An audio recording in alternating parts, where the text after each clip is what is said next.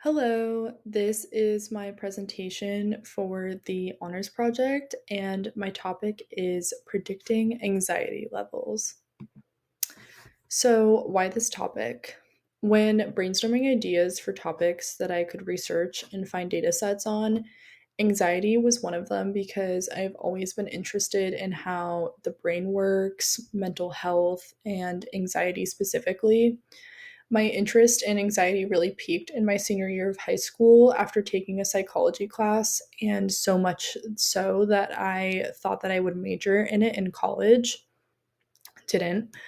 My interest also stems from my own experience. For example, recently I have cut back on drinking caffeine because of how much I noticed it impacted and spiked my anxiety levels. If I drank a cup of coffee, I would notice that I had a really hard time focusing, falling asleep at night, that I was really jittery, my heart was racing like crazy, and that I would get super sweaty. I wanted to know how variables like caffeine impact anxiety and to what degree. And there are also so many other factors besides caffeine that influence anxiety, and so I wanted to dive deeper into those.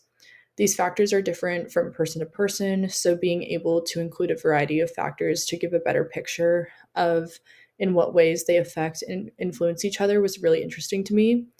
And lastly, I feel like anxiety is something that is very relevant in our society today. I know so many people that have it, and it is very common amongst teenagers and young adults. Researching and knowing what affects anxiety and the impacts of it can help people like our university provide resources and help.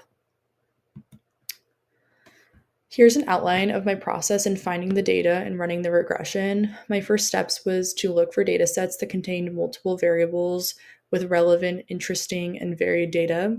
The reason why I landed on this particular data set was because of the amount that it had and variables that I felt that I could run a regression with easily. Some of the other data sets that I found pertaining to my original ideas, like the ones that I was finding relating to marijuana usage, only had a couple of variables. I also liked how this data set had both continuous and categorical variables, which would be perfect for running a multivariable regression with dummy variables.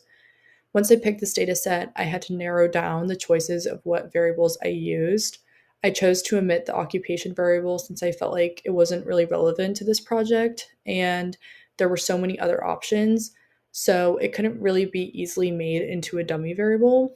And there were also self-reported ratings such as stress level, heartbeat, breathing rate that I just didn't feel were relevant either.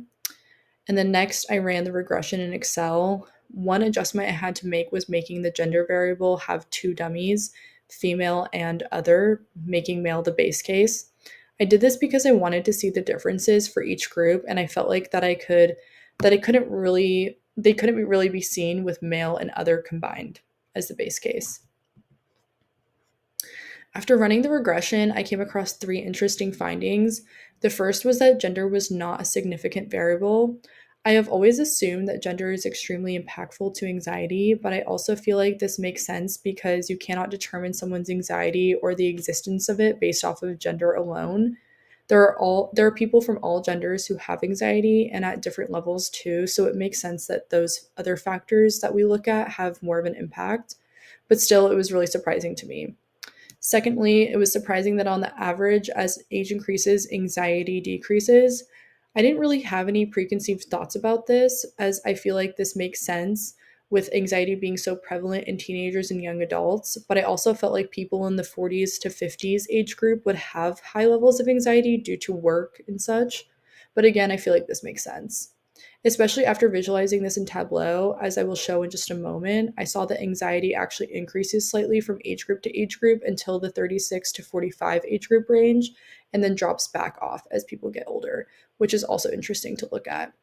And lastly, it was interesting to find the differences in anxiety levels across genders. I feel like the results really make sense with individuals of other genders having the highest anxiety level compared to males and females having slightly just below that, but still interesting to look at.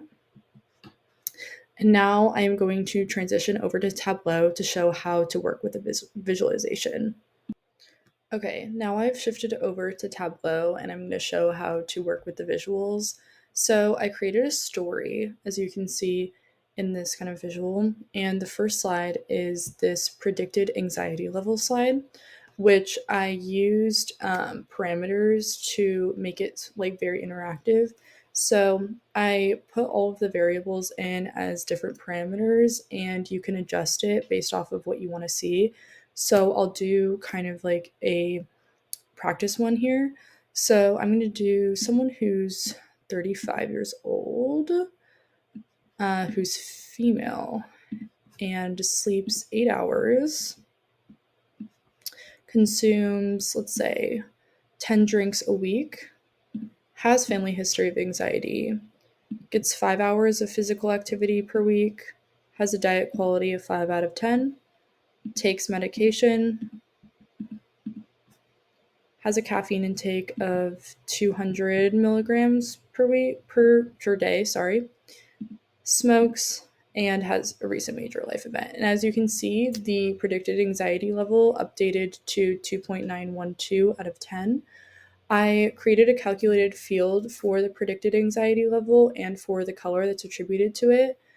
So I input my regression equation into the calculated field so that it used the coefficients of each variable to update what predicted anxiety level it is. And then based off of that, lower anxiety levels, so about like a 1 to 4 or 1 to 3, have this green color, and then moderate anxiety levels about like 4 to 6, 4 to 7 have orange color, and then high anxiety levels about like 7 to 10 have red color.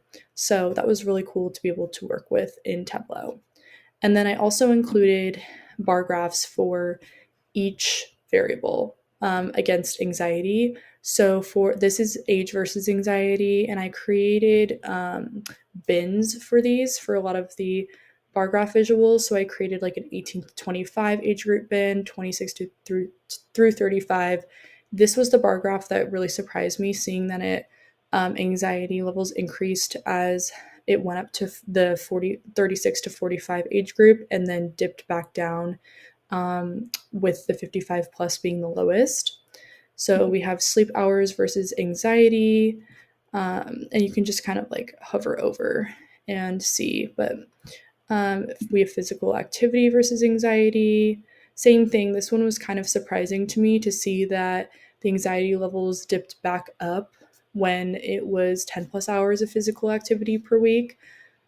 So all these kind of like surprising findings I noted in my like little write-ups on the side. We have caffeine intake versus anxiety, which this makes sense as you increase your caffeine intake, your anxiety levels also increase. Alcohol consumption versus anxiety, this one also makes sense.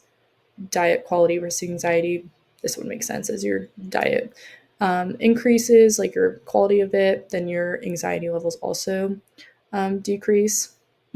We have smoking versus anxiety. So I created a non-smoking and a smoking group.